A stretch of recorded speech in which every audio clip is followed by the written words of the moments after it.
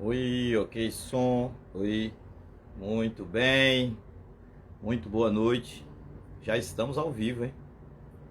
Estamos ao vivo para o nosso bate-papo de hoje. Aqui ainda ajeitando o som. Estou me ouvindo direito aqui, mas vai dar certo. Deixa eu aumentar um pouco o microfone. Isso. Muito bem, muito boa noite, boa noite a todos. Que o Instagram vai ainda informar aos amigos. Enquanto isso,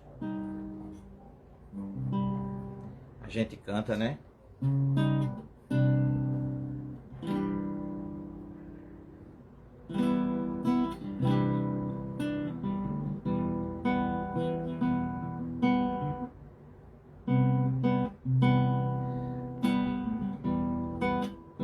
Muito boa noite a todos. Meu amigo Gelson Luciane já está aqui. Hoje o bate-papo é com ele. Boa noite, minha amiga Rosângela. Me confirme aí se o som está legal. Muito boa noite, boa noite.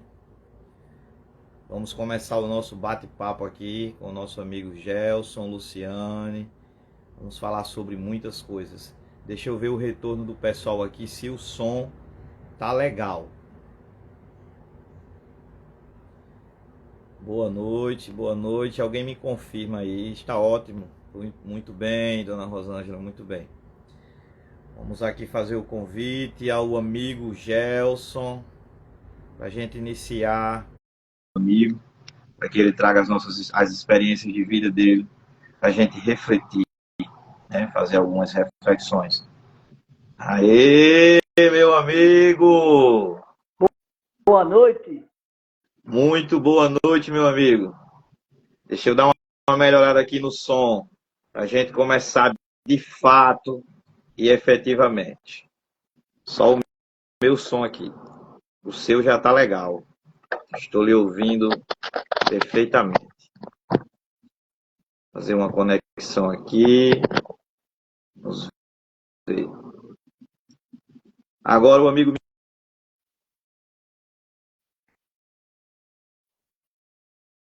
me ouve. Eu O tô. som tá legal? Tá legal, o seu som tá legal. O meu tá bom também? Tá bom também? Ó, Tá beleza. legal. O seu tá ótimo, ótimo, ótimo.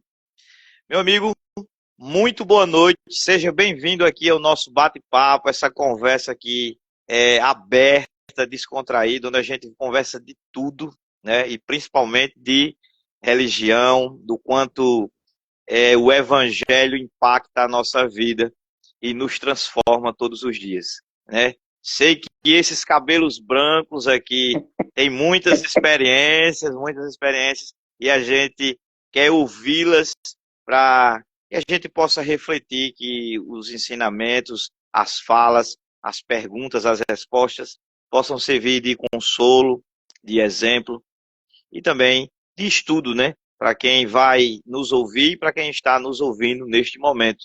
Seja muito bem-vindo, meu amigo. Muito, muito obrigado, Jackson. É com uma imensa alegria que aqui eu participo desse seu bate-papo, desse encontro maravilhoso. Com certeza é um momento de aprendizado para todos nós. Eu digo sempre que nós estamos sempre estudando na busca de encontrarmos o verdadeiro caminho trazido pelo nosso irmão maior Jesus e esclarecido pela doutrina espírita. Então, fico feliz, agradeço a oportunidade e boa noite para todos e vamos levar essa mensagem de paz, de harmonia, de equilíbrio, transmitindo e nos transmitindo aquilo que é mais importante para a nossa vida atual, nossa existência atual. Só o resto dizer muito obrigado, meu irmão. Muito bem. Gelson, tem uma pergunta que eu sempre faço a todos os convidados, para a gente depois ir para os temas que a gente vai conversando aqui nesse bate-papo. Mas essa pergunta eu sempre faço, que é saber se o amigo pode dizer quem é o Gelson, sem dizer o que o Gelson faz. Beleza. Bom, Celso é uma pessoa que conheceu, na realidade, a vida, a verdadeira vida, o verdadeiro sentido da vida aos 50 anos, não é? Estou com 72 anos uma pessoa que aprendeu a entender essa verdadeira caminhada, esse objetivo da nossa vida, um trabalhador ainda, aposentado, mas continuo trabalhando, primeiro porque é um hábito do trabalho, e segundo porque a gente precisa manter a determinada situação e com a aposentadoria simplesmente não dá. Então, a minha figura é essa pessoa simples, moro aqui em Maceió, continuo trabalhando, mesmo todo aposentado, e estudo muito, pesquiso muito a doutrina espírita, procurando entender e esclarecer todos os informes que nós recebemos, que são imensos, muito grande as orientações que a doutrina espírita nos traz. E, com certeza, desse período eu consegui estudar 10%, porque tem muita coisa, Jacques, que a gente precisa estudar. Então, eu sou essa pessoa que aprendi com a doutrina espírita a divulgar e entendi que a divulgação da doutrina espírita é o melhor que a gente faz para nós e para a própria doutrina, e conseguir levar os ensinamentos de Jesus com esse esclarecimento para que a gente seja cada dia um pouco melhor. Esse é o objetivo. Esse é o objetivo que eu entendo da nossa vida. E a minha vida é simples. É isso que não tem muita coisa a se falar. Entendi. Gelson, por que a doutrina espírita? Porque a doutrina espírita foi a única, na realidade, eu costumo dizer assim, às vezes a gente se coloca em determinadas religiões porque a gente foi criado. No meu caso, eu fui criado numa família católica, apesar, aí eu chego à conclusão, depois descubro que não era, na verdade, católico, era só um sistema que existia na humanidade, e a gente tem aqueles hábitos que são criados. Você tem que, quando você nasce, você vai ser batizado, depois de batizado, você vai fazer a primeira comunhão, depois da primeira comunhão, né, dentro da primeira comunhão você estuda o catecismo, e aí você vai, depois quando casa, né, você vai para a igreja católica, tudo isso são celebrações, né, que se criou. E a gente criou esse hábito, e por isso eu dizia, durante muitos anos, que eu era católico. Há 22 anos atrás, eu conheci a doutrina espírita. E eu costumo relatar isso porque é muito importante na minha vida. Assim. Eu sempre gostei de tocar, gostei de cantar, sem nenhum compromisso. Nas mesas de bar, nos amigos que a gente encontrava, em eventos que a gente participava, churrascado e tal. E a minha esposa já tinha alguns anos na doutrina espírita, e um belo dia ela me convidou. Fomos lá no Fernando Malta, existia um trabalho de harmonização através da arte, e principalmente da música, e ela me convidou para eu fazer uma música lá no Fernando Malta, que é uma instituição espírita. Indo lá, eu fiz a música de Roberto Carlos, O Homem, que eu achei uma bela página, né? Grande inspiração do nosso querido Roberto Carlos, e ao término, por respeito e consideração à minha esposa, eu fiquei para assistir a palestra. E quando eu assisti a palestra, foi aquela coisa que eu disse assim, rapaz, que negócio fantástico, no meu íntimo, eu dizendo, rapaz, isso tem algum sentido. E eu fui me envolvendo tal, que eu cheguei em casa e disse, minha filha, me deu os livros da doutrina espírita, os 5 livros da doutrina espírita, né? O livro dos espíritos, o livro dos médios, o Evangelho segundo o Espiritismo, o Céu e o Inferno e a Gênesis. Eu li, eu não estudei, eu li todos eles. E depois veio Obra Posta, que é um complemento, uma ampliação do conhecimento que o Kardec estava providenciando e foi editado depois que ele tinha morrido. E aí eu entendi o sentido da vida. Eu descobri que eu não era nada quando eu dizia que era católico. Eu descobri que também, aliás, antes disso, eu tinha tocado na igreja católica. Eu tinha um professor no colégio estadual, que eu fiz o primeiro ano científico, e esse professor de religião, que naquela época ninguém ainda tinha religião, Ele tinha da igreja aqui lá no Salgadinho, professor PP, o que a gente chamava. E me convidava, eu fui lá, tocava, tal, mas eu não conseguia entender, absorver aqueles ensinamentos, aquela doutrinação, mas a doutrina espírita eu entendi. Então, por que espírita? Porque foi aí que eu encontrei o sentido da vida. Com liberdade, com raciocínio, né? Uma doutrina que ela faz raciocinar, uma doutrina que vem nos mostrar o que o que é bom e o que é ruim, mas que não nos proíbe nada. A decisão é nossa. Eu é que vou decidir o meu caminho. Só que ali eu estou recebendo aqueles esclarecimentos. Qual o sentido? Por que Jesus disse isso, disse aquilo? Então foi isso que me direcionou e eu não tenho outro caminho senão a doutrina espírita, que é o ensinamento de Jesus redivivo. Tô entendendo. Ô, Gelson, assim, olhando a trajetória, você disse que conheceu a doutrina espírita com 50 anos de idade, né? Isso. Para muitas pessoas, a pessoa com 50 anos, ela já não para muitas pessoas, elas não tem mais expectativa de mudança de uma religião. Por mais que você disse que era católico, que tinha feito todos os processos e tudo, mesmo sem frequentar, mas assim, não tem uma expectativa de mudar. Realmente é um processo, foi uma mudança assim fantástica. Você acha que a gente sabe que não existe o acaso? Você acha que era um chamado, ou era uma necessidade, ou foi um resgate, na sua visão? O que é que o amigo entende? Porque depois de 50 anos, né? Foi um chamado, já. Sabe por quê?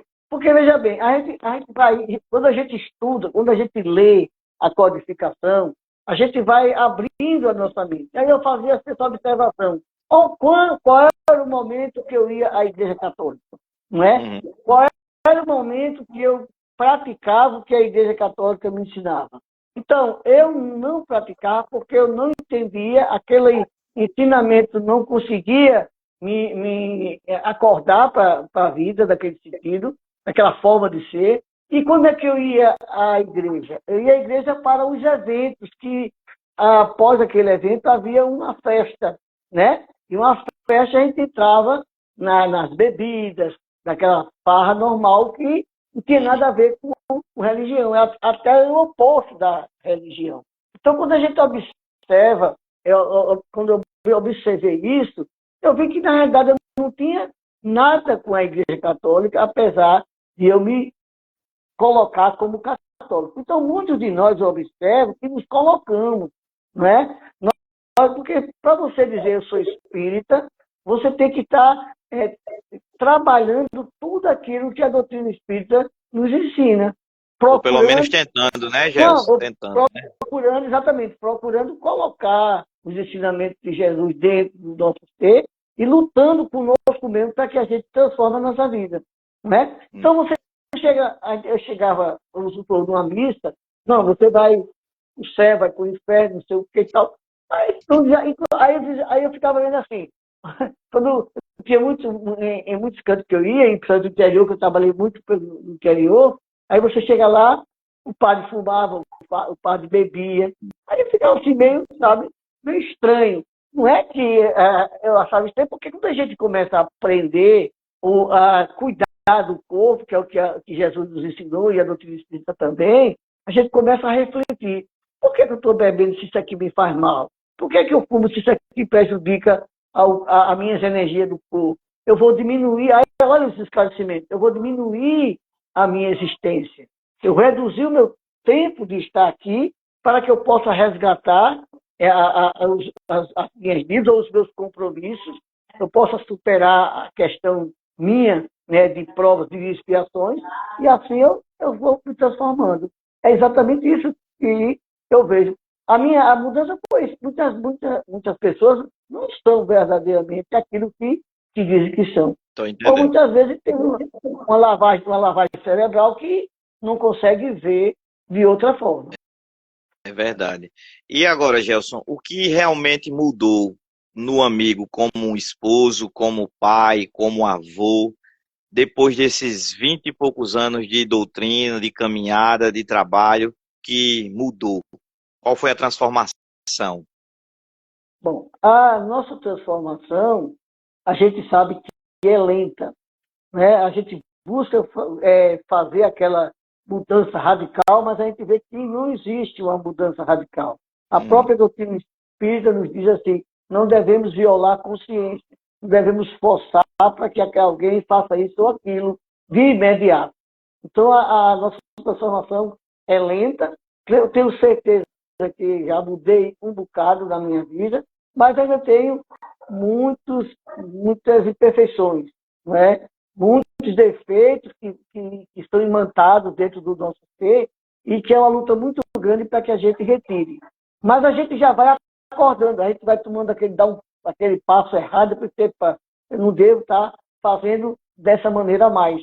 E muitas vezes, os próprios amigos ou pessoas que a gente encontra, que sabem que a gente está no caminho da doutrina espírita, nos alerta.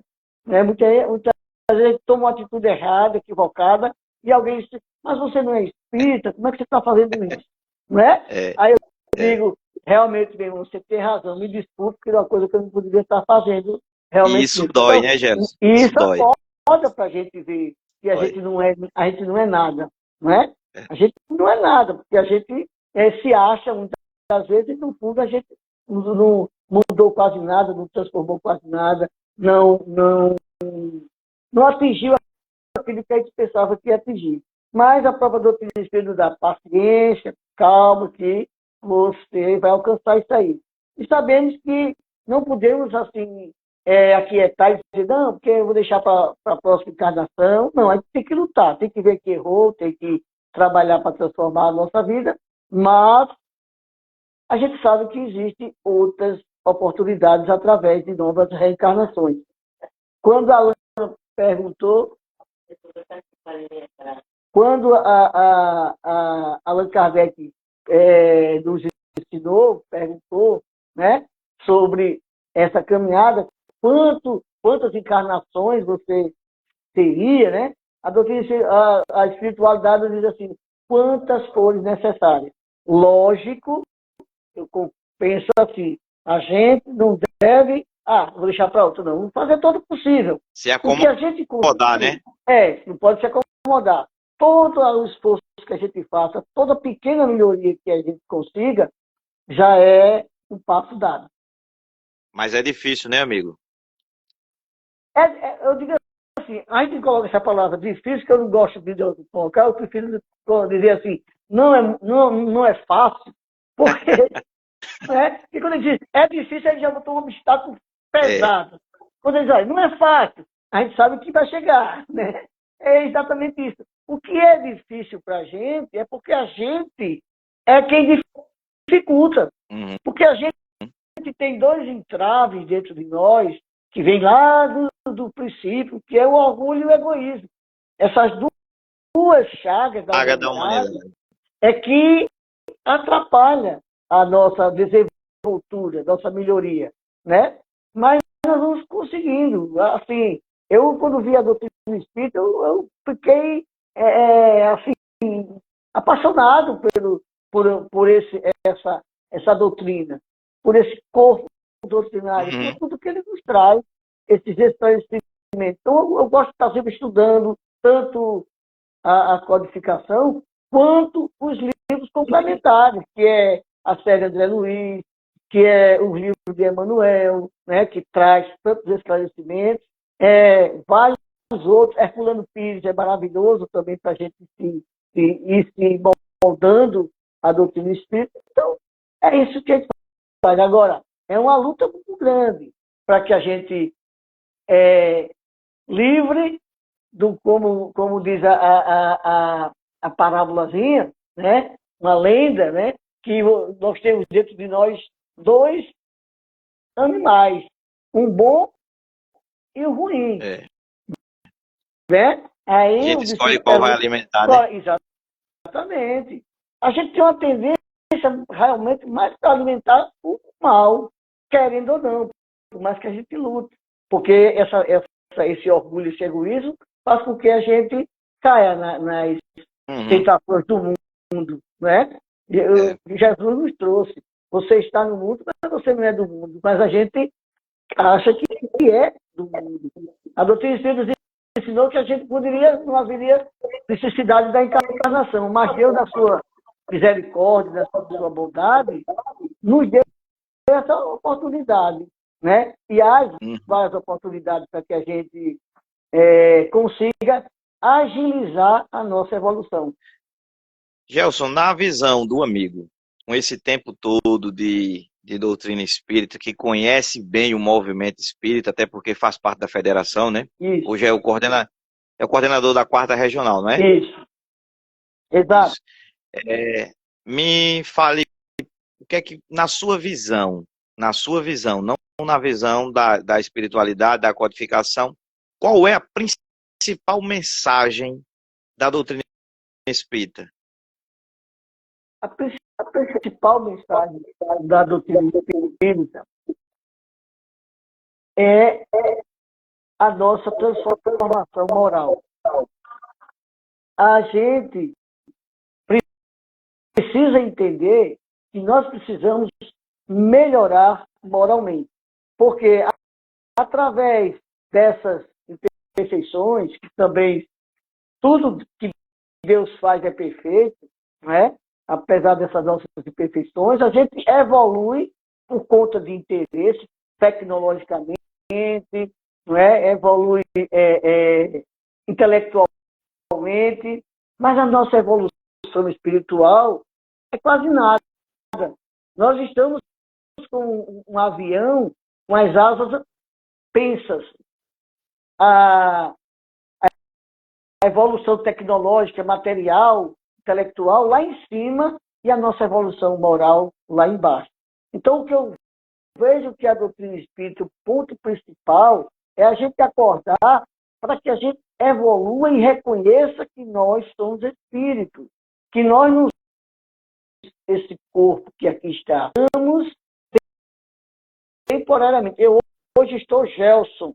Quando eu perder esse corpo, Gelson, quando o corpo morre, eu, espírito, não morro. Saio, vou para o mundo espiritual, me preparar para voltar outra personalidade. Não é? Aquela personalidade já ficou. Eu posso aparecer com essa personalidade anterior, para as pessoas mais próximas reconhecerem quem sou eu. Que hoje não tem mais essa necessidade.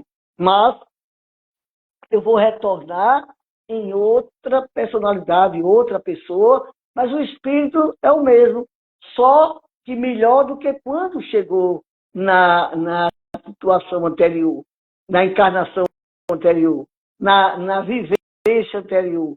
Então, o ponto principal da doutrina espírita que eu vejo é acordar a gente, todos nós, para entendermos que nós somos espíritos. A própria espiritualidade nos diz que a gente não precisava de religião. Aliás, Jesus não criou religião. Quem criou a religião foram os homens. Já existia uma lei, né? Aí foi criada o cristianismo, porque foi trazido pelo Cristo, foi nós que criamos.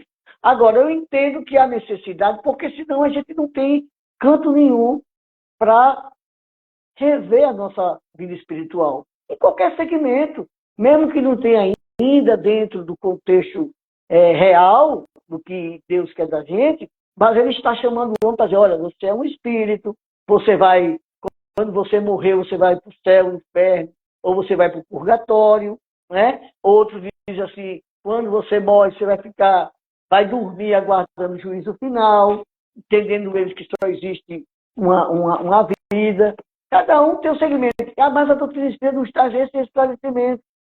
Que o lugar da gente purgar, o purgatório, é aqui quando a gente está encarnado. Não é?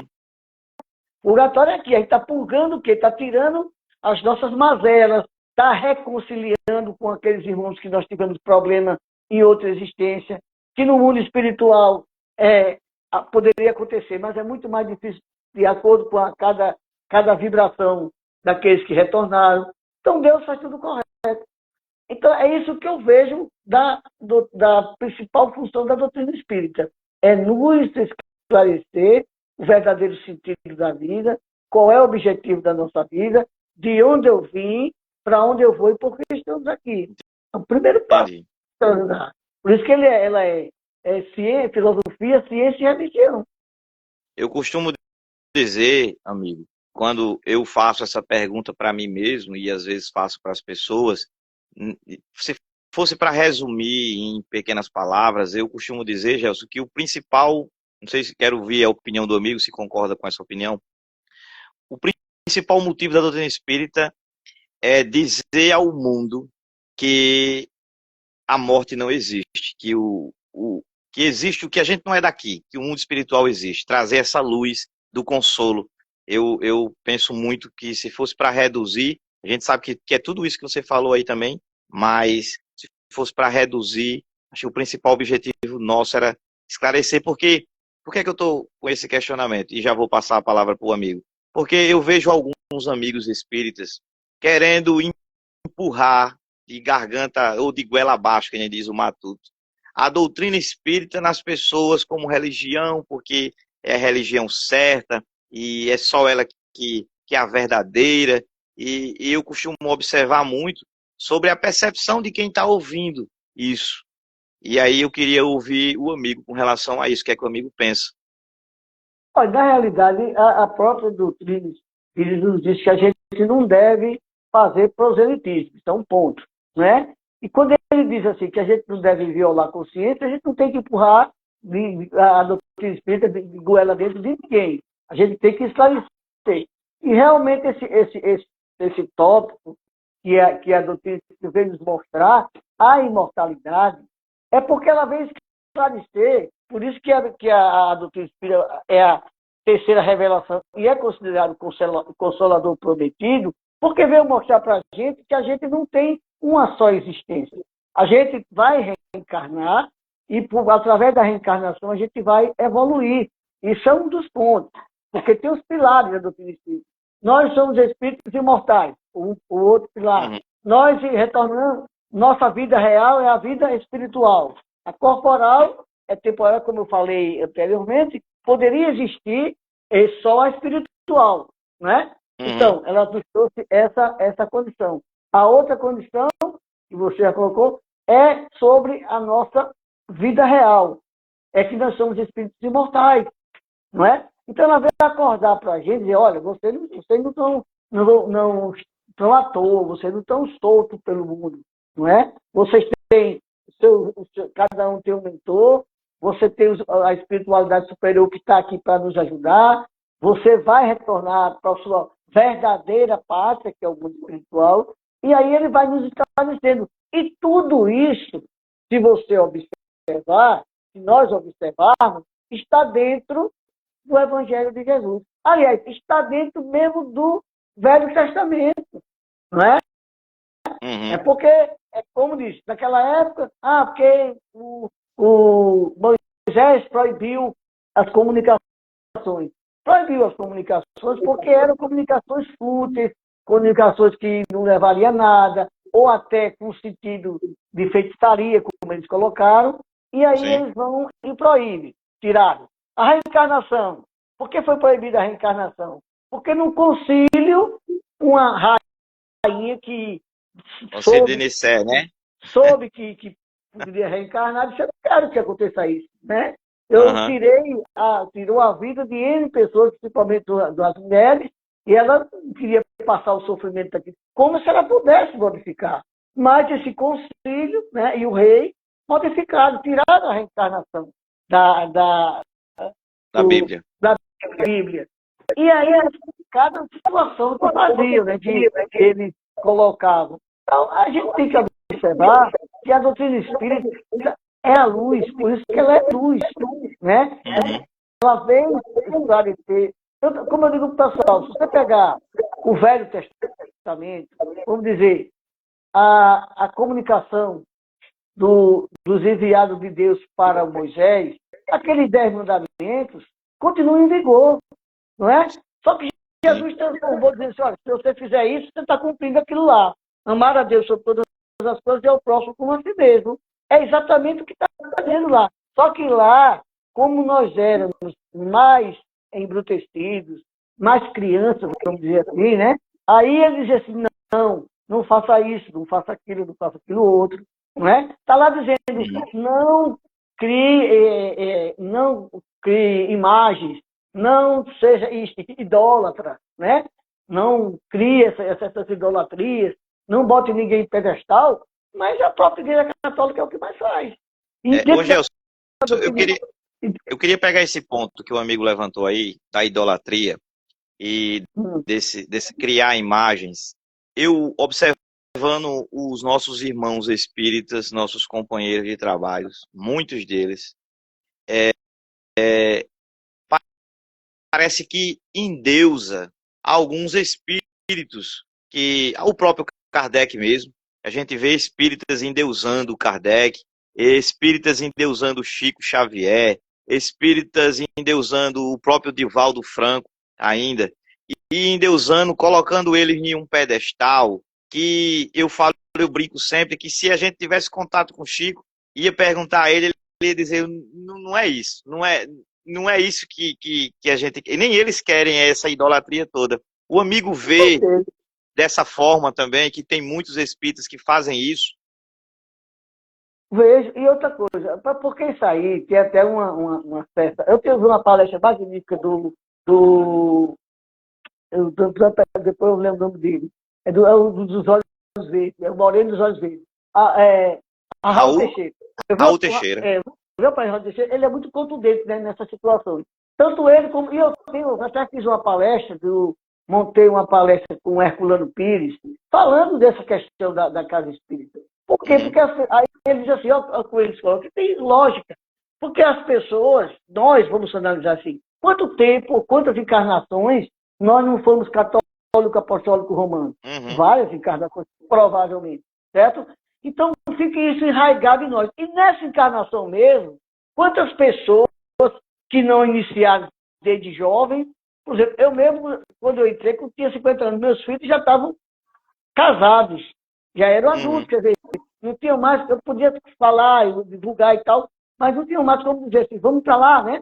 Eu vou levar você como se fosse, como uma criança, né? Uma criança a gente pode pegar jovem, outra questão que eu falo muito da doutrina espírita, que a continuidade da doutrina espírita vai depender da evangelização enquanto juvenil, isso que eu coloco muito isso, porque é muito importante a gente ver isso. Então a gente não obriga alguém, alguma criança para ir para a escola, para ser alguém, a gente deveria obrigar as crianças para ir para a evangelização, mesmo que mais tarde ela queira ficar, isso aí é um direito dela depois de uma certa idade, né? Ela vai decidir. Mas enquanto não isso. Então essa idolatria, eu entendo que é um resquício que nós temos dentro de nós. São as sequelas, né, Gelson? Que a gente traz aquele arquétipo que está lá preso, que a gente não consegue tirar. Aí a gente quer botar o retrato de Bezerra de Menezes, Santo Bezerra. Tem aqui um camarada que até justificava. O Frei José, não sei se você conheceu, ouviu falar. O Frei Já ouvi José falar. Pronto, já tem duas casas, uma casa de mulheres e uma casa de homens, de idosos, que ele pega na rua e levava. Então o Frei José, ele contou a história. Rapaz, botaram o livro do médio aqui, eu olhei, tem a doutrina espírita, botei fora, o livro apareceu de novo, e foi, agora eu vou ler. Aí foi meu. Então ele teve alguns contatos através da mediunidade, uns contatos com o doutor Bezerra de Menezes. E ele tinha lá um retrato como um santo, lá no local, na casa que ele toma conta. Então, aquela questão do igrejismo que a gente ainda tem. Aí a gente quer colocar.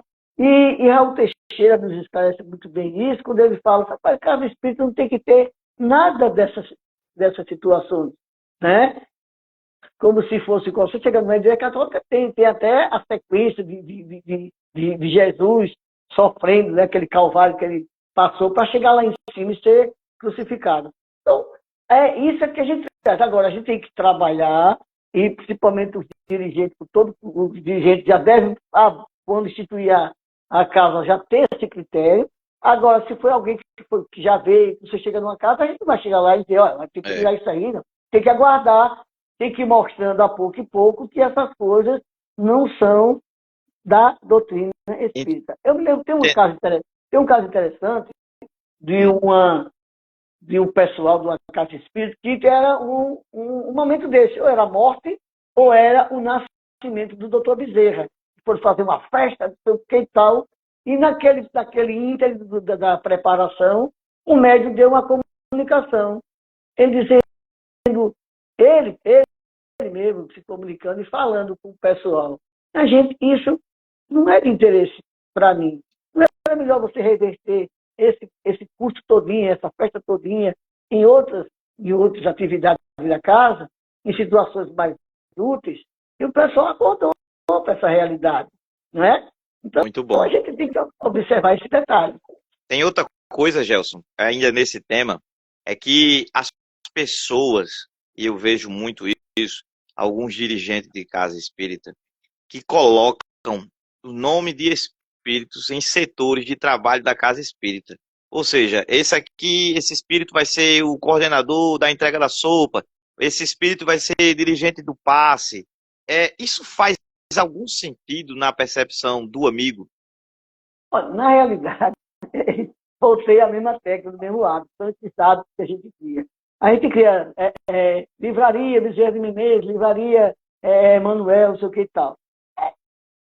Eu acho muito assim, o que a gente deve ter numa casa é uma consideração alguma de um ser importante da doutrina espírita para que ele nos ajude a trabalhar. Então, nós chamamos o mentor da casa. Certo?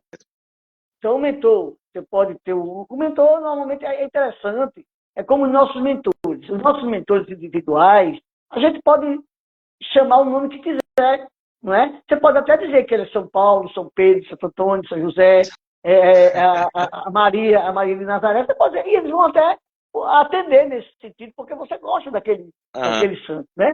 Agora, eu não vejo necessidade de de nomear cada setor da casa como se tivesse um mentor. O mentor é um mentor geral. Por exemplo, na nossa instituição lá em Joaquim Gomes, o nosso mentor lá é a Joana de Ângeles. Desde quando nós chegamos, que já existia a Joana de Ângeles como mentora, e a gente pede sempre o auxílio de Joana de Ângeles no nosso trabalho. Qualquer trabalho que a gente faça, a gente sabe que ela está nos auxiliando e nós solicitamos. E sabemos que, além dela, existem os trabalhadores de cada tarefa, não é? E aí, é como eu digo, os bons espíritos não querem essas homenagens. É como Jesus no final do ano. Jesus quer o que naquele final do ano do aniversário? Que a gente esteja transformado, fazendo aquilo que ele trouxe para a gente, que ele ensinou e ele exemplificou, né? Mas a gente quer fazer árvores de Natal, manjedoura, uns burrinhos, aquela festa todinha, como agora mesmo vai ser feito, né?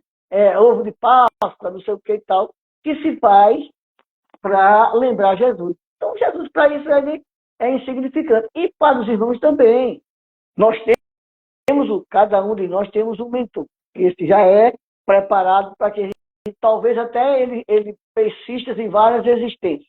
Né? Quando a casa, a gente, por uma simpatia que a gente tem, a gente pode pedir o auxílio de determinado espírito que vai ser o mentor da casa. Sem atrapalhar o amigo. No caso, assim, já dá, aproveitando para dar boa noite a todos que estão aí conosco, a nossa amiga Roneide, que é dirigente da Fraternidade Espírita Bezerra de Menezes, que ontem fez 36 anos, eu estava lá, foi um seminário bacana. Por exemplo, Gelson, lá o Centro Espírita é Fraternidade Espírita Bezerra de Menezes. Aí, para algumas pessoas, acham que é Bezerra de Menezes, que está ali, que é o coordenador espiritual daquela casa. Ainda há muito essa ilusão, né, das pessoas. É porque o nome a gente coloca em alusão a alguém para relatar, para dizer que é uma casa espírita. Né? Mas, por exemplo, a nossa casa, Instituição Espírita Luz do Alvorecer, não tem nome de espírito conhecido nenhum, mas a gente tem uma mentora. Né? A gente sempre sabe que vai ter o auxílio nas nossas atividades e onde nós estivermos, para que a gente consiga fazer um bom trabalho. Então, esse nome é que a gente vai criando nomes achando que aquilo ou vai atrair, ou aquilo realmente está representando a doutrina espírita, porque tem vários casos com esses nomes, André Luiz, não é? Isso. Chico Xavier, tem vários. Aí, assim, é uma questão pessoal, mas Isso diz isso não quer dizer muito mais sobre a pessoa, né, Gelson? para a pessoa. É a mesma coisa, é um detalhe que é importante, uma outra coisa para você ver. Por exemplo, você vai fazer um trabalho numa casa, vai arrumar uma parede, vai tirar aquilo, vai fazer qualquer organização na instituição que você participa. O grupo vai fazer. Então, se você perguntar através de uma comunicação espiritual, através do médium, né? Se faz isso, faz aquilo outro. E o mentor da casa, e o mentor responde, direcionando o que você vai fazer, esse não é mentor, não é? É uma pessoa que está ali, aproveitou a oportunidade e vai enganar. Porque mentor, ele jamais vai dizer que você faça o que você não faça. Mentor, ele vai lhe orientar através do seu sono, quando você vai estar dormindo, pode lhe orientar para alguma coisa que você pediu, né? Pode conversar com a gente lá no mundo espiritual e no outro dia você acordar com uma intuição, com a vontade. Mas ele disser, bota para ele para aqui, bota para ele para ali, faça isso, faça aquilo, isso não existe. Isso não é um Porque aí é relacionado ao trabalho físico, né? Exatamente. Aí desvirtua aquele mentor. Eu cheguei num canto, um belo dia, e é um dia de festa, que é negócio todinho, né? E quando tem festa, o pessoal, normalmente no final, em vez de fazer um passe individual, faz chamado passe coletivo, né? Uhum. E aí uma pessoa da casa disse, vou perguntar ao mentor da casa se a gente faz passe coletivo. Não é atribuição do mentor estar fazendo isso, está entendendo? Entendi. Então, se o mentor, ou até, sei lá, para não milindrar a pessoa, talvez ele faça, mas eu não vejo. O mentor vai dar uma resposta diferente, né? Ele vai, isso aí não é atribuição minha da decisão. Já, no caso, a decisão é de vocês. Né? Porque vocês é que estão sentindo. Eles às vezes, podem até estar intuindo. Olha, vocês estão um negócio muito atarefado, vai passar do horário e tal. Aí dá uma intuição. Não, então vamos fazer o passe coletivo. Pronto. Já o mentor da casa já deu a intuição para os dirigentes. Né? Então, como é que eu vou ter que recorrer? Então, essas situações que a gente traz de lá de trás. Não é? Porque nos outros segmentos religiosos existe esse tipo, existe essa hierarquia que você só faz aquilo se alguém disser que faz. Lógico que a gente tem dentro de uma casa espírita, para o nosso trabalho, que a gente tem uma reunião com várias opiniões que vai dizer o que deve ser feito, como vai entrar no consenso e escolher o que a gente vai fazer. Não é? Esse é o objetivo do trabalho. É isso que eu vejo dessa forma.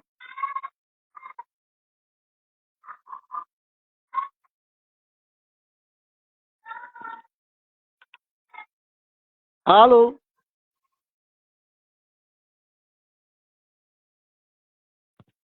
Alô?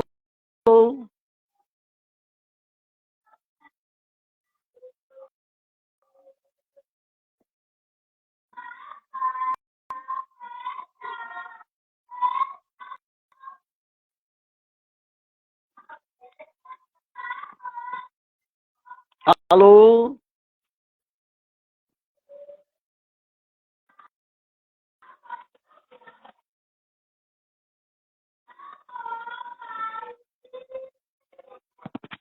Jackson?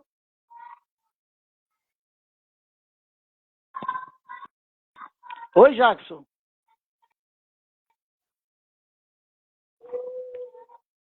Estou sem contato, Jackson.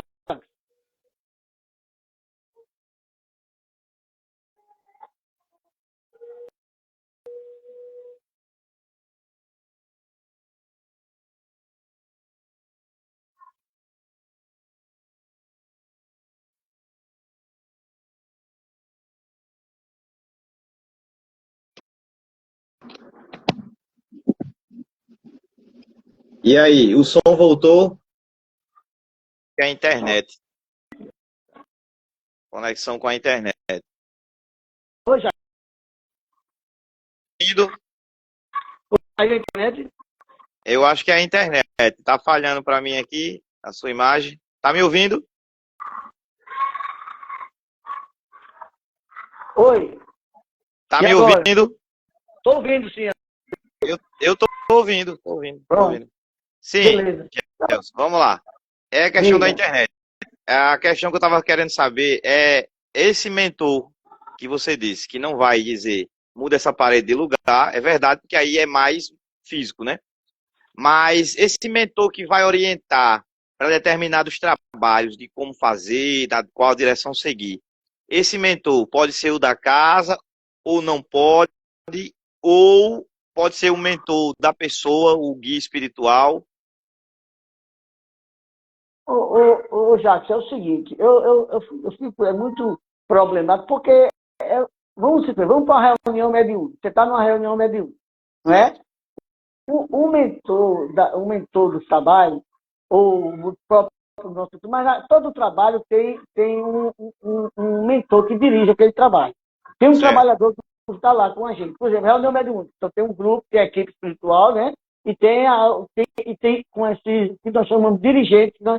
Que nós colocamos como mentor. certo, Então, o que que vai acontecer? O que ele pode dizer para a gente é nos fortalecendo para que a gente entenda que o trabalho é bom, que o trabalho é necessário, que tem certo, uma razão de ser, que vocês devem fazer esse trabalho. Isso na reunião mediúnica. Se certo. você pegar o livro, aconteceu na Casa do Espírita, não sei se você já leu, Já, mas já, você pode já, pegar já, aí para já, ler. já, Então, já. o que é que o pessoal diz? O que é que os mentores da casa fazem? Né? O mentor e os outros mentores fazem. Eles, através do sono, é isso que eu quero que a gente entenda, através do sono, porque você provavelmente não vai lembrar do outro dia, do que conversou. Uhum, Você pode pedir um auxílio da espiritualidade, pode pedir do mentor da casa, está com um problema lá, você não está conseguindo resolver. Você pede, ao deitar, você continua pedindo, e lá no mundo espiritual você vai conversar, ser orientado por tudo isso.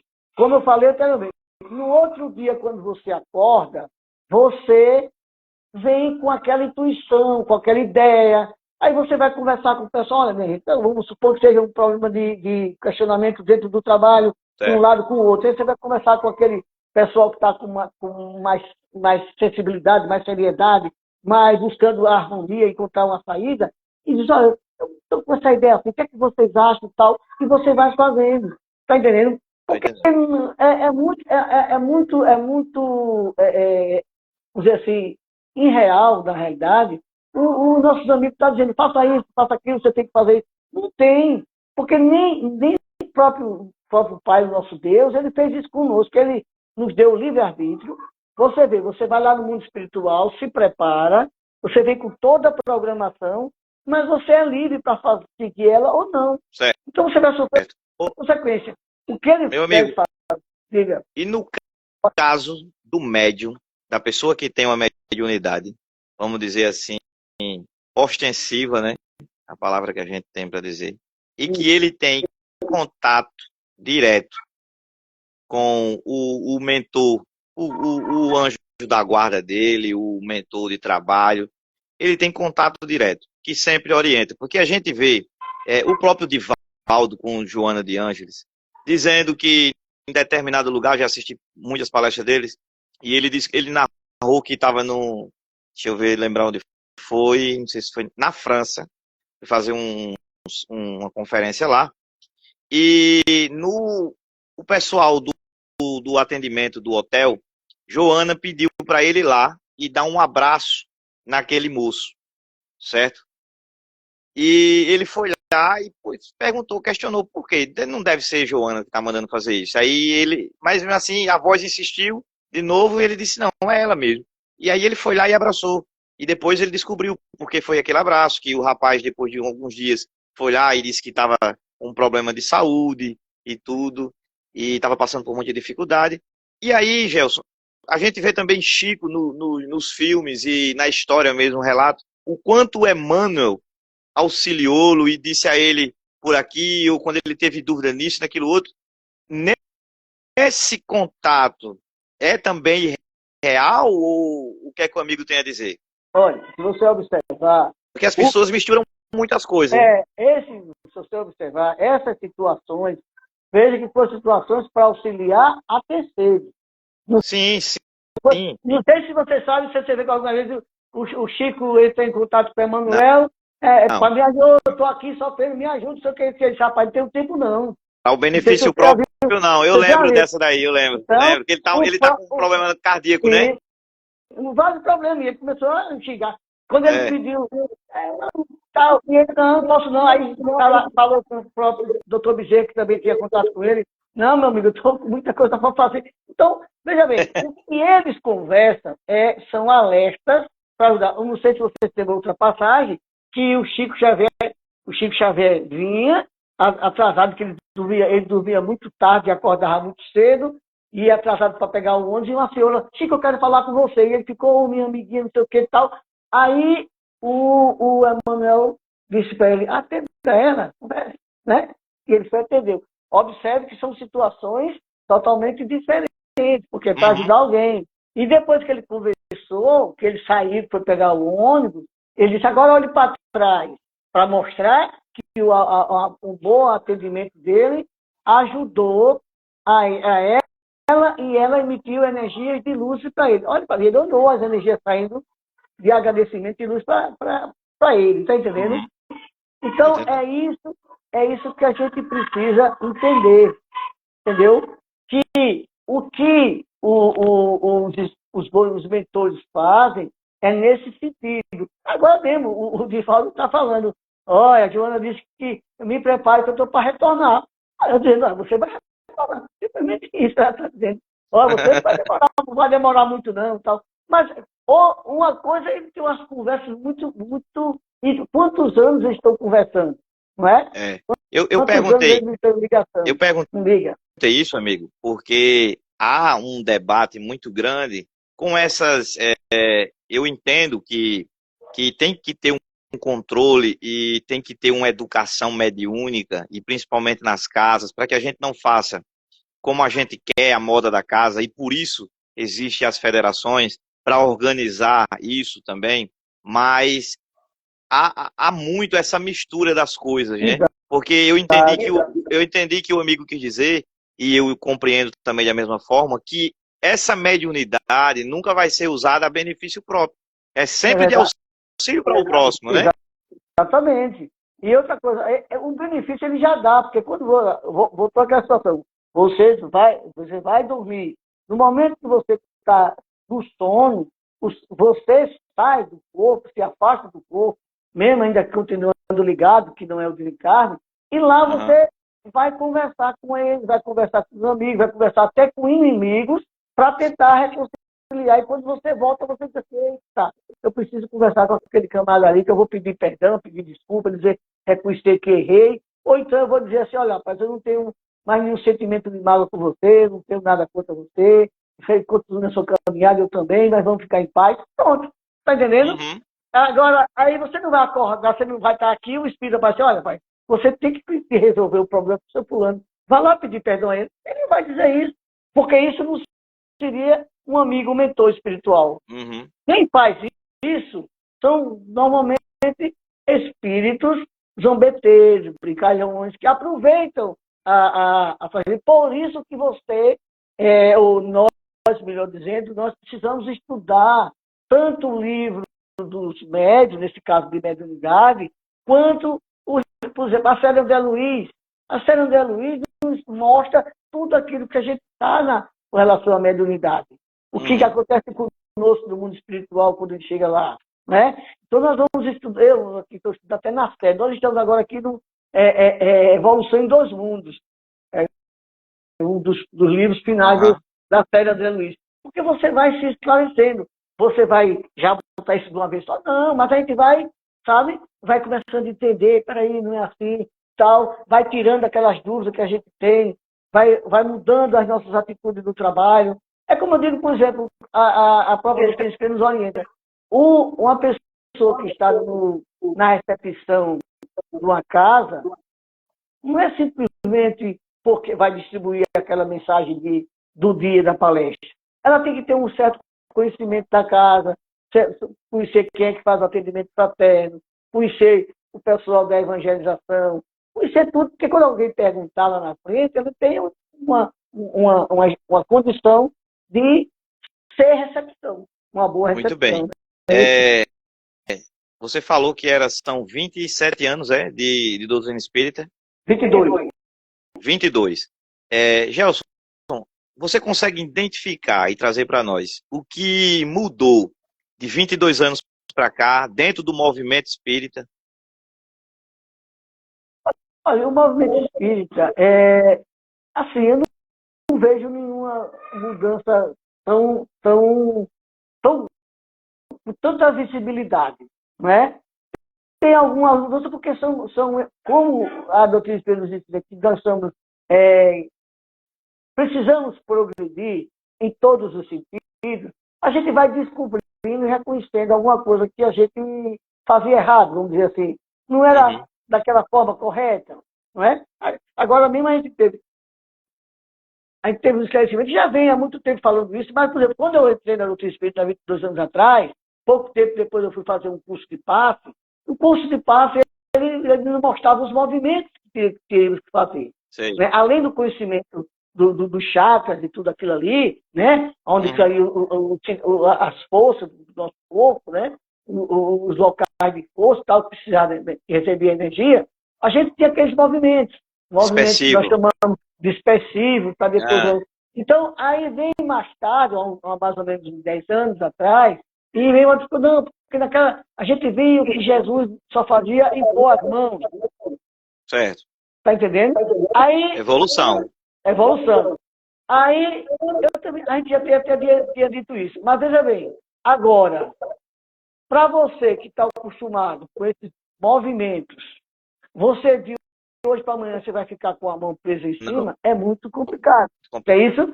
Então, é isso que eu digo as coisas. Quando vem alguma modificação de qualquer trabalho, qualquer coisa, a gente tem que dar um tempo e aguardar o tempo de cada um. Né? Se hoje eu estou fazendo história, eu já entendi, eu vou lá só impor as mãos, e com essa mão imposta, eu faço a dispersão e faço a renovação das energias através do pensamento, que é exatamente a realidade, tudo bem. Aguardar que os outros vejam a nossa postura e ele vá se transformando.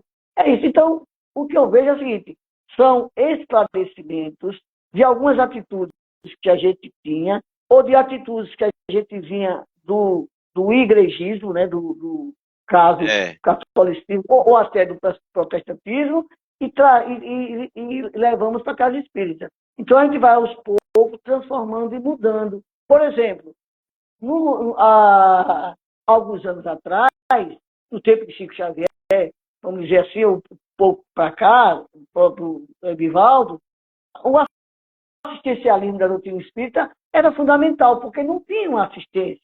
O pessoal vivia ao léu, né? Então precisava de alguém que auxiliar. Hoje, a doutrina espírita colocou diferente. Assistência e promoção social. Então, o que ele está dizendo? Você vai assistir, porque se você estiver com fome, você não vai conseguir ouvir o ensinamento de Jesus. Mas você vai também levar para ele uma orientação para que ele se promova, não é? Que é muito complicado para as pessoas. Como as pessoas estão recebendo assistência, eles não querem trabalhar, não é? Aí você faz um curso de corte e costura, um curso de artesanato, um curso de bijuteria, um curso de fazer salgadinhos e tal, mas as pessoas desacostumadas com isso.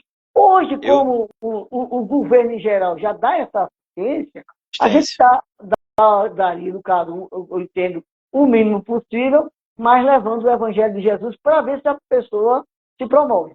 Eu falei sobre isso porque ontem no seminário foi sobre a vanguarda e como trazer o espiritismo que Kardec trouxe, codificou, que recebeu essa mensagem de 1850, né? 57. 1857. Ele recebeu antes, mas A o primeiro codificação, né? O livro primeiro livro, né? foi 1857. Isso. Livro dos Espíritos. Como trazer tudo isso para a nossa realidade de hoje, Gelson? Porque a humanidade mudou, os seres mudaram, são outras pessoas com outros traumas. E como trazer? O seminário foi sobre isso, ontem foi muito bom.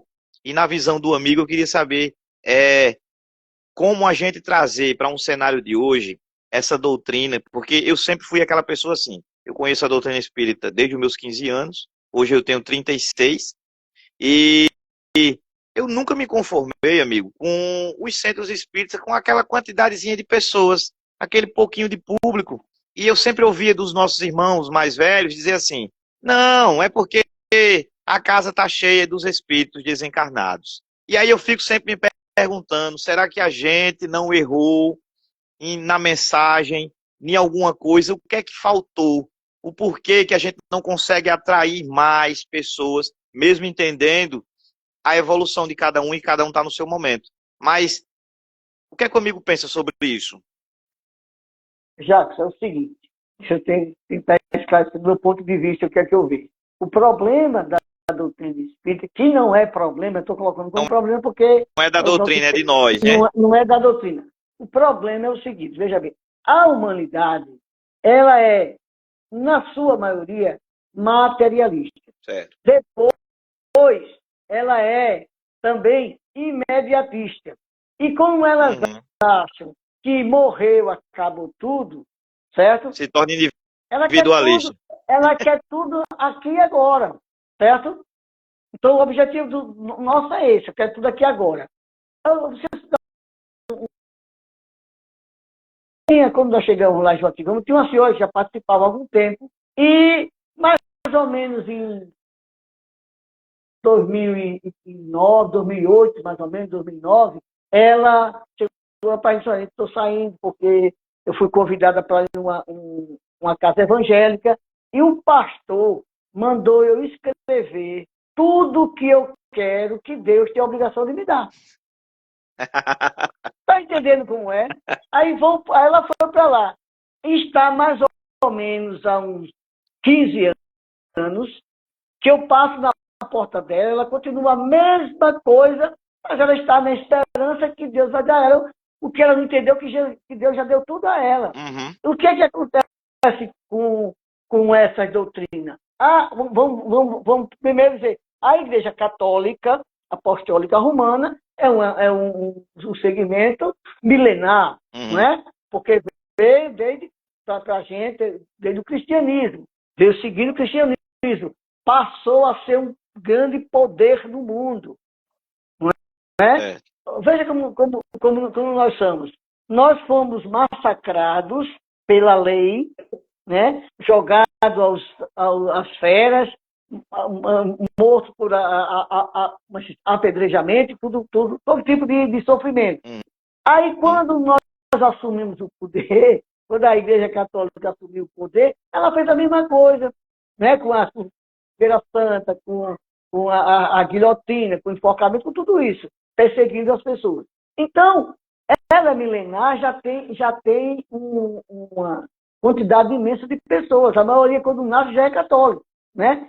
Aí surgiu o protestantismo através de Martim Lutero. Sim. Foi uma revolta, por isso que o nome era protestante, né? Uma revolta. Depois, ele querendo falar a verdade, mas depois você sabe que há interpretações. E dentro dessas interpretações, quantos segmentos evangélicos tem hoje? Vários. E eles falam hoje que ele é o segmento positivista.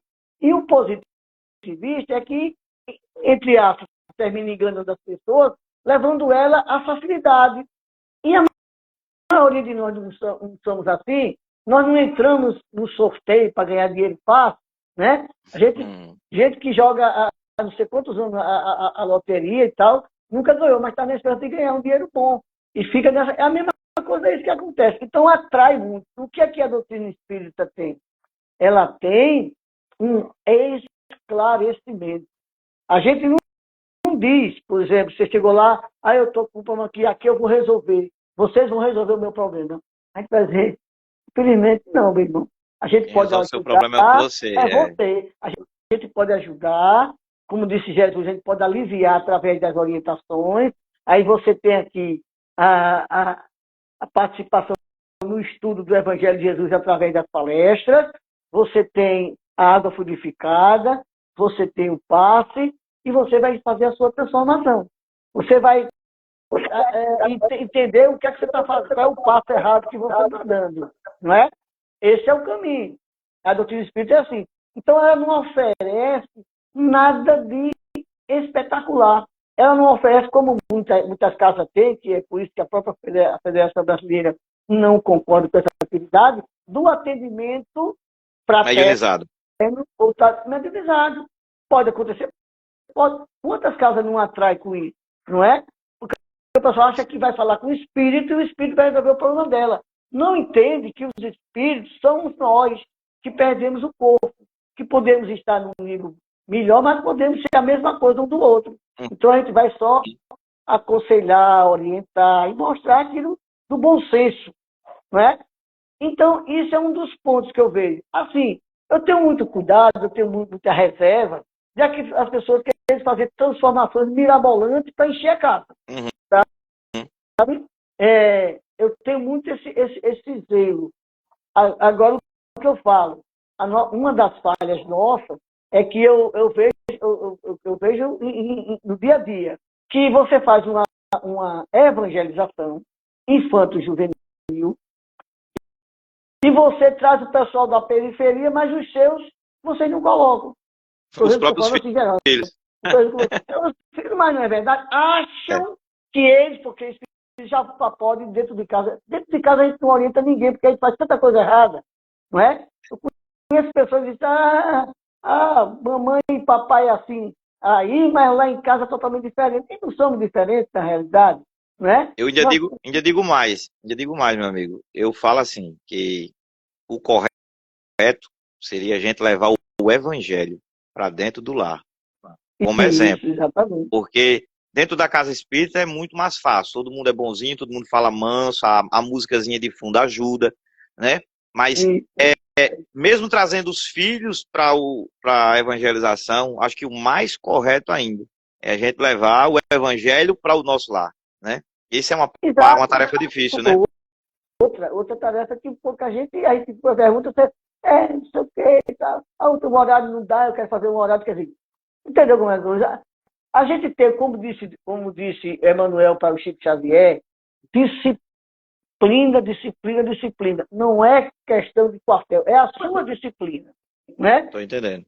Se eu quero fazer, por exemplo, a minha esposa, ela me deu eu tenho uns exemplos maravilhosos da Carla, ela me deu um exemplo fantástico. Por exemplo, eu não era nada, né? E ela estava já na doutrina espírita.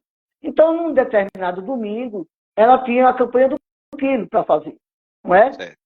E o pessoal, nunca fui assim, eu fui de festa, mas para mim qualquer festa era festa, não minha. Mas foi o meu aniversário nesse momento, e o pessoal, acho que estava no Banco do Brasil, convidou para ir para a ABB. Não estava no Banco do Brasil mais não. Aí o pessoal, vamos lá para a ABB, não sei o quê, para fazer uma festa de aniversário, papai, então bora. Aí a gente levou levou a caixa de som, guitarra, não sei o quê, aí eu comecei a brincar. Ela não foi de imediato comigo, ela foi para a instituição, fez o trabalho da campanha do quilo, montou as cestas para o pessoal, certo? E terminou a sua tarefa, ela pegou o ônibus e foi lá para a ABB, para continuar. E são exemplos que a gente precisa enfatizar, entendeu? Porque mostra essa nossa transformação que a gente faz, essa luta nossa que a gente faz. Eu falei sobre e fiz essa pergunta de onde a gente errou com relação à questão da quantidade pouca de frequentadores, porque eu já cheguei em casas espíritas, Gelson, que tinham público e as pessoas o palestrante estava falando sobre o passe, sobre os chakras, os pontos, coronário, cardíaco, e sobre essas coisas que eu, na minha visão, acho que é temas para falar com trabalhadores. E quando vem uma mãe que perdeu um filho para as drogas, ou que suicidou, ou que o crime levou, e ela está precisando de um consolo que é o evangelho, mas a gente vê as casas ainda querendo formar espíritas, a preocupação de formar espírita. E eu ouvi, já vou passar para o amigo, para saber o que é que o amigo pensa sobre isso, eu ouvi uma mensagem que dizia assim, que a religião é uma escada que o homem criou para chegar até Deus. O evangelho é Deus descendo até nós para nos buscar. E eu achei fantástico isso. E depois recebi outra mensagem que dizia assim, não é sobre religião, é sobre amar. O que é que o amigo pensa sobre isso? Fale aí para nós. Se você olhar a codificação, no próprio Evangelho de Jesus, eles nos falam, não é na casa, na igreja que você vai encontrar a salvação, como a gente chama, né? Uhum. Que o que é salvação? A gente tem que entender o que é salvação, porque às vezes a pessoa entende totalmente diferente. O que é a salvação? É a gente encontrar a pureza espiritual, a gente não tem nenhuma mácula, né? Então, não é na casa espírita, não é na igreja católica, não são nesses locais. Esses locais são importantes porque é uma forma de levar a gente, pelo menos por um tempinho, para a gente verificar que nós temos a nossa vida espiritual. Né? Uma conexão, né? Uma conexão com Deus. Agora, é através da caridade. Fora da caridade não há salvação. E o que é a caridade? É o amor em ação, o amor em movimento. Entendeu? Aí eu concordo com você. Um tema desse, por exemplo, eu falo muito de passo. Não, qualquer palestra normal, eu falo no passo. Mas falo no passo no sentido de quê? Para mostrar para os frequentadores, o pessoal que está ali, e também até os trabalhadores, que às vezes eu só digo isso, olha, o passe é uma transmissão de energia e que você precisa estar receptivo. Não é só você sentar e porque você sentou, você vai receber aquelas energias. É a única coisa que eu falo para o público, ele entender que ele, quando está ali no passe, ele tem que estar receptivo, orando, pedindo a Deus. Pode pedir o que quiser, se acha que deve pedir. Mas vai receber aquilo que é necessário, que Deus possa nos mostre aquilo que a gente precisa, não é? Então, é isso que eu falo. A temática, olha, tem temática que o pessoal também tem muito complicado. Por exemplo, suicídio, que tem pouco, apesar de estar muito suicídio no mundo, e tem poucas falas sobre o suicídio. O aborto também é muito, muito cuidadoso da gente falar, porque se alguém problema, mas a gente sempre esclarece as pessoas que por acaso tenham cometido que não vai para o inferno eterno. Tem como a gente se redimir daquele curso. Mas são só esclarecimentos para que outras pessoas que não praticaram, que porventura poderia pensar ou estava pensando em tomar uma atitude dessa equivocada, né? Elas observaram o quanto elas iriam sofrer. E o próprio Evangelho, não é, de Jesus. O Evangelho de Jesus ele é muito esclarecedor, então a gente precisa mostrar para as pessoas. Como eu digo, eu estudo o Evangelho todo dia.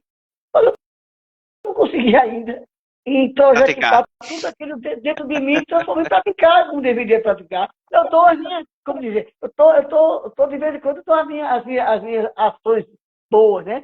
Mas normalmente a gente cai por conta do nosso estado ainda de espírito atrasado. Hoje não perca a linha de raciocínio. Com relação à questão do estudo, eu vejo muito as pessoas nessa tecla, né? Bate, não, porque tem que estudar, estuda.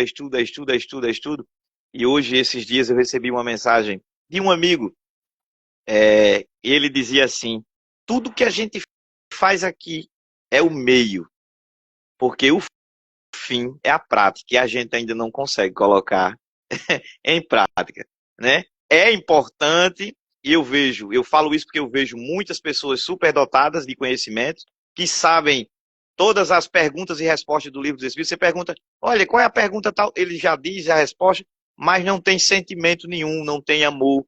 E aí é a falta da prática, né? Tá tudo no meio. Se você observar no livro teve Nosso Lar, o primeiro livro da série André Luiz, se você observar o André Luiz, ele lia a Bíblia para ter conhecimento e mostrar o seu conhecimento para os seus pares aqui na Terra. Grandes pessoas, tudo ricos, né? E ele fazia isso. Mas ele nem acreditava em Deus. Tanto é que, se vocês observarem, quando, daquele momento crucial dele, daquele sofrimento, depois daqueles 6 anos que ele passou, ou 8, não me entendo qual é essa medida, ele diz assim, mas com toda sinceridade, se existe esse Deus, né? Me ajude, me tira daqui. Quer dizer, no momento que ele realmente sentiu, tá entendendo?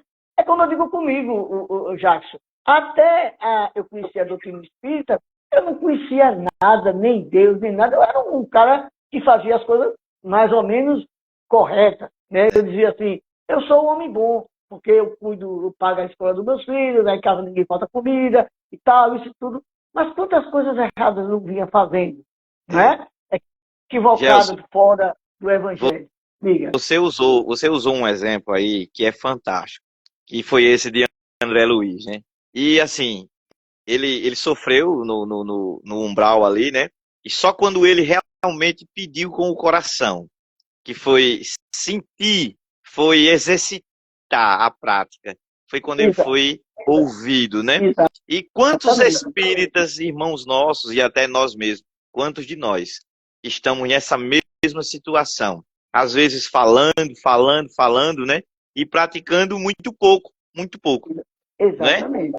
Eu estou estudando sobre esse tema para fazer uma palestra sobre isso e estou com alguns versículos da Bíblia que fala sobre esse fato, né? Em Mateus 23:3 ele diz assim: façam e obedeçam a tudo que eles disserem, mas não sigam o seu exemplo, pois não praticam o que pregam. Está falando sobre os fariseus. Jesus falando sobre os fariseus. Né? E quantos fariseus ainda está no meio de nós, os fariseus dos evangelhos de agora, né? Porque Jesus é o seguinte, Jesus, ele aí onde é que está o que a gente precisa entender? Eu digo sempre, minha gente, olha, a gente acha muito bonito as mensagens de Jesus, acha uma coisa bela, o retrato de Jesus, que coisa linda, que é nosso tio, mas Jesus quer que a gente se transforme, que a gente pratique, exemplifique o que ele fez. Porque ele dizia e exemplificava. A gente só diz, não é? Mas é importante que a gente esteja nesse trajeto, porque, como eu digo, se fosse escolher, chegar, só falar ou só participar, quem já estava no livro de Jesus, não vai fazer não tinha nada. Né? Allan Kardec até perguntou por que existem médios, né, que são imperfeitos, com tantos erros, não sei o que e tal, né? Aí a espiritualidade respondeu, olha, se fosse dar voz às pessoas pelo seu nível de evolução, todo mundo, ou 99% era mudo. Entendeu? E um grande erro, Gelson, é que às vezes as pessoas que aí se aprofundam muito na questão do estudo, sem a prática, ele começa a cobrar do outro, o outro irmão de trabalho espírita, que ele seja perfeito, que ele não venha errar, quando na verdade está todo mundo sujeito a erro, né? Com certeza. Não, olha bem, a doutrina espírita também é muito clara com isso com a gente. Ele diz assim, primeiro mandamento, espíritas amai-vos. Segundo mandamento, espíritas instruí-vos. Então a instrução é fundamental. Agora essa instrução é para que a gente não queira só externar o conhecimento. Porque às vezes assim, por exemplo, quando logo no começo que eu estava, não sei se eu já estava na doutrina espírita, ou ainda não estava, e teve um momento aqui que o Divaldo veio aqui, foi até no SED lá. Aqui lembro. Eu não fui, mas eu lembro. Pronto, o pessoal daqui foi. No SED da Cambona. Quando terminou, eu disse, olha, não gostei de nada. No finalzinho foi mais ou menos, mas não gostei. O pessoal fala tanto esse cara e tal. Aí as palavras difíceis, né, Gelson? Ele ficou falando de coisa técnica lá de trás e não sei o que e tal. Não dá, meu amigo. Não agrega. Você veja como ele está falando hoje. Ele modificou muito. Ele hoje está muito mais simples, sabe? Muito mais objetivo. Você consegue perceber na frase que você usou, no primeiro mandamento, né? Espíritas, amai-vos. Ele Sim. não está em primeiro por acaso, né? É primeiro o amor, né? Instruí-vos depois. Aí o que acontece é que eu vejo muito hoje é que tem muitos que estão só no instruí-vos, instruí-vos, instruí-vos, e o amar Exatamente. é zero. Mas é isso, a gente precisa agora, não podemos deixar de estudar, porque senão a gente. Porque veja bem, você já deve ter percebido também que cada vez que a gente abre o Evangelho, qualquer livro da codificação, a gente consegue perceber alguma coisa que a gente não viu em momento Todas as anterior. vezes. Não é? Todas as vezes. Aí, toda vez que abre, estuda e tal, aí você vê, eita, rapaz, eu agora mesmo, todo dia, eu lá no escritório onde eu trabalho, eu chego mais cedo e abro o Evangelho. E faço uma leitura, só uma leitura, mas eu já estou estudando, mas fico fazendo leitura. Aí eu fico, meu Deus do céu, isso aqui, até fica assim, como eu estou falando sempre, né? Isso aqui dá para eu trazer uma prática, porque isso aqui é tão profundo que eu vou botar aqui para escrever. Agora mesmo, estou terminando de ler o livro O Problema do Ser do Disseminador, de Leon Denis. É um livro fantástico. E eu tirei uma palestra agora, montei uma Leon palestra Denis é fantástico. que diz a vontade. A vontade. Então, a gente precisa ter vontade para as coisas. E é isso. Vontade para a nossa transformação, vontade para conhecer que nós estamos errados, vontade para que a gente mude algumas atitudes nossas. Tudo precisa de uma vontade e a força. E ele é tão fantástico, sabe? Essa parte que eu coloquei, né, que eu pesquei dele, e é dele mesmo, de Leon Denis, que eu já montei a minha palestra para qualquer outro momento. Eu estou fazendo agora eu fiz aquele O Homem do Bem, né? O Homem de Bem, grande desafio. Fiz rapidamente, porque a palestrante não foi lá no Fernando Malta, me pediu para eu fazer. Eu digo, vou fazer a palestra dela, que é Conhecereis a Verdade e a Verdade vos libertará. E tem essa outra palestra, já está tudo prontinho, guardado para qualquer eventualidade. Então, o que é isso? Alguma pergunta mais do seu amigo? Estou feliz. Veja só. Estou gostando. Rapaz, o papo está muito bom, apesar que eu já passei do horário. Mas, Gelson, eu vou fazer duas perguntas para poder a gente finalizar. Eu acho que a gente vai ter que marcar outras vezes, porque tem muitos assuntos. O que é que o amigo pensa hoje sobre essas psicografias, essas cartas consoladoras, alguns irmãos médios que vão a determinadas casas espíritas, ainda com essa mensagem de psicografia, na tentativa de consolar, de levar uma mensagem para o público que está. O que é que o amigo pensa? O que é que a federação pensa sobre isso? Como é que está esse movimento? Olha, com relação à federação, a federação até, inclusive, tinha até dificuldades com o próprio Chico Xavier, porque ela viu o seguinte, ela parte do princípio que comunicações mediúnicas atrai o público, mas não o conquista para a doutrina espírita. Porque é como se vendesse uma ilusão, né? É porque as pessoas vão atrás só do fenômeno, não é? E a visão da Federação Espírita Brasileira, que também vem para a Doutrina Espírita Alagoana, é nesse sentido. Se você for fazer uma solicitação para ser A10 da Casa Espírita, eles verificam isso. Uma das partes fundamentais é essa, de não acontecer esse tipo. Ou não acontecer também terapias, não é? Porque tem várias terapias, reiki, cromoterapia, não sei o que e tal, que não é doutrina espírita. Doutrina espírita é de esclarecimento e de consolar, para mostrar para a gente que a gente está sofrendo, que esse sofrimento é justo, mas que você pode minorar e você pode sair ileso desse problema. quando você resgata essa atividade. Então é o seguinte, no sentido de doutrina espírita, né, de federação espírita, está indo de encontro. Mas no sentido de casos que não são adeptos, eles fazem da maneira que eles acharem conveniente, né?